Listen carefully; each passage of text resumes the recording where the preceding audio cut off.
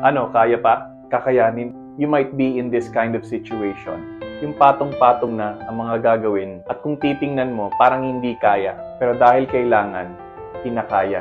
Kinakaya mo para sa pamilya mo. Kinakaya mo para sa kinabukasan mo. Kinakaya mo because there is a chance that things might work out well. What is it that motivates you to press on? Bakit mo kinakaya lahat? It's because there are people also depending on you. Yung mga umaasa sa'yo, yung mga katrabaho mo na umaasa sa output mo, yung pamilya mo na umaasa din sa tulong mo. Pero a lot of times, hindi yung trabaho yung mahirap. It's actually having to deal with loneliness. Yung feeling mo, nag-iisa ka. Yung feeling na parang ang layo pa.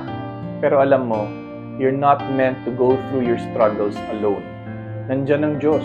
Nandyan ang mga kasama mo. Kay Lord, walang imposible, kakayanin. At sa mga kaibigan natin at mga kasama natin na hindi nangiiwan, will be able to pull through. And you know what? You've been here before. You've been through a difficult challenge, but you were able to overcome.